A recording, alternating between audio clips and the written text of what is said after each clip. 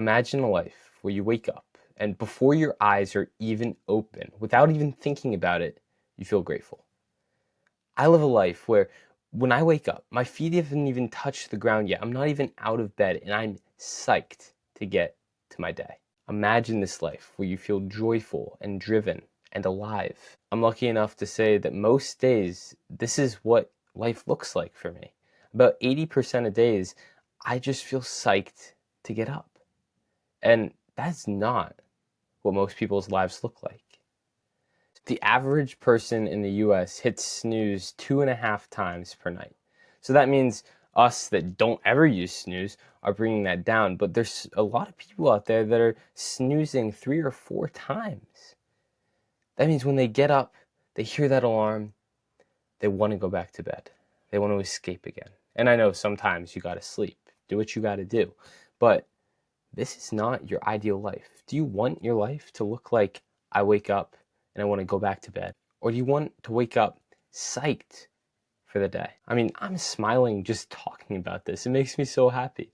And so this may lead you to ask, what is my secret? And my secret is not very secret, but it's not anything that most people online are going to tell you. It's not some fancy morning routine where I go outside in my bare feet and I ground, then I meditate for 2 hours, and then I go for a run and then cold plunge or whatever. No, it's not that. It's also not having millions of dollars or being shredded out of my mind, right? It's not having 5% body fat or uh, living in a mansion. That's not what brings me that joy either.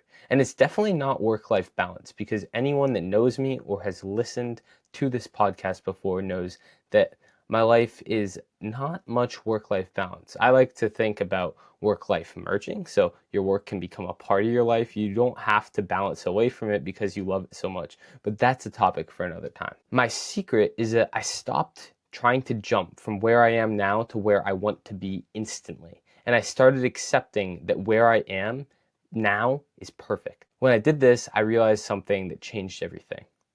The journey is the goal. Now stop. Don't laugh at me. Don't click away because you heard something cringy. It's true. No matter how cringy you think it is that the journey is your destination, it's true. It's not just some cute phrase on a coffee mug. It's actually the only way that I've found, and the people that I've interviewed have found, to find real joy in their lives. And I get that this might sound idealistic or impossible, and you've probably heard this before, acknowledged it, agreed even, and then just nodded and got along with your day exactly how you used to do it. Me too. This has been me for so long, even writing about it. I'll say this stuff, even talking about it on a podcast. I'll say this stuff and still go back to the way of just, I want this goal in order to feel this way. But there is a reason for all this. And it's because from the moment that you could say mommy, or whatever your first word is, you were conditioned to associate happiness with outcomes. Think about it. When you were first potty trained, when you first pooped in a toilet and outgrew diapers, you were given a toy car as a reward. Or at least I was. I think that's a normal thing. Tell me in the comments if it's not. But another example of this is good grades in school. If you perform well in school, you're going to get good grades. And even when you lost a tooth when you were a kid, you got money from the tooth fairy for it. And when you mowed the lawn as a chore, you got an allowance. We're rewarded once we achieve the outcome. Because I know for a fact that your parents didn't pay you the money if you said you were going to mow the lawn, for your intention of mowing the lawn. No, no, no, no, no. They paid you it after you did the thing. We are rewarded in societal structures for an outcome. But life does not work that way. The only guaranteed outcome in life is death. And I'm pretty sure that none of us here have idealized that as the ultimate goal, right? I hope not. So then what happens in life? We always start living for the next thing, because when we associate reward with outcome, that means we chase an outcome to obtain the reward. And the reward that we all want is some feeling inside. I don't know. I've given it the word fulfillment. You might call it happiness.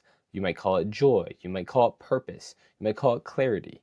But we're all searching for some feeling, and we've associated in everything else in our lives reward, so this reward of feeling, with outcomes. So we try to chase an outcome in order to obtain that feeling. Except, again, that's not how it works. But still, people will say, I'll be happy when I land the job. I'll be happy when I make 6 figures. I'll feel joy when I finally make it. I'll feel alive on that vacation. And I know I still say things to myself like that. I'm chasing 100,000 downloads on my podcast. I'll say I'll feel accomplished when I finally hit that goal. But none of these things will ever give you the feeling that you want if you don't know how to feel it now.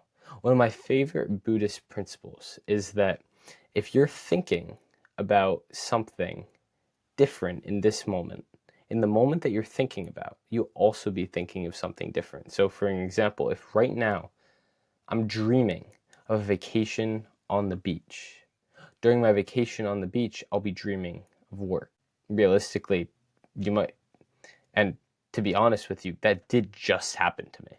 I had a vacation on a beach that I'd been dreaming about. And then, while there, I was dreaming about work, and I still published 3 podcast episodes and got stuff out for you guys. What this means is if you can't feel something now, and you can't be here now, you won't be here, you won't be in the present in the moment you're looking for. So in order to apply this to what we're talking about right here, if you're not happy, joyful, content, peaceful now, you won't feel any of those things in the future when you reach the goal that you think will bring you those feelings. The truth is, in life and the pursuit of joy and happiness, you're never rewarded after the fact.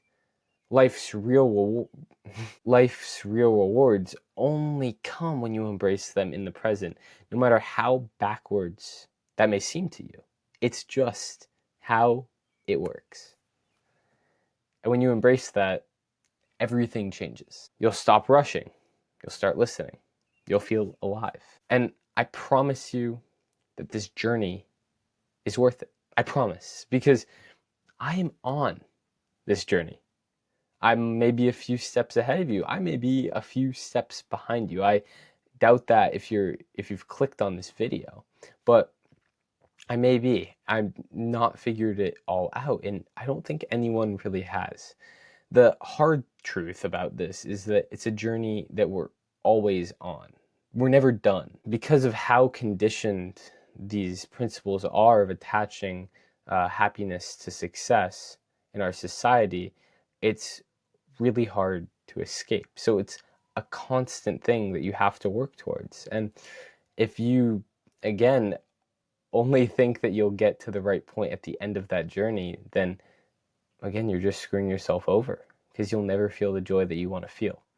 So you have to learn to be okay with where you are on the journey to feeling joy. Because if not, you may never feel it. And what is a life without joy? I mean, I've interviewed so many people who've made a lot of money. And to most of us, our lives are spent in pursuit of money, in pursuit of wealth, because we think it will bring us that joy. But many of these people are not very happy.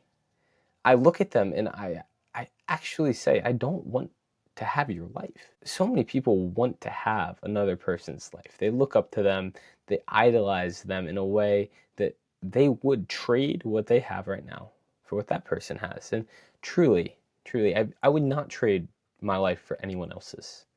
I don't care. Give me Bill Gates' life. I'm not trading. I'm not. I want us all to get to that point. Imagine we lived in a society where everybody was happy to be who they are, embraced who they are to the fullest. They didn't say, oh, I'm jealous of you, because they know that their life, it's theirs. Nobody else can be you. Nobody. You're the best in the world at being you. So figure out what you are good at and go after that. It's easy to get caught up in the game of, well, I want to be Chris Williamson. I want to host Modern Wisdom and get all of his guests, right? But no, I will never be Chris Williamson. I will never be Jay Shetty. I'll never be Mel Robbins. I have to be Jack Wagoner.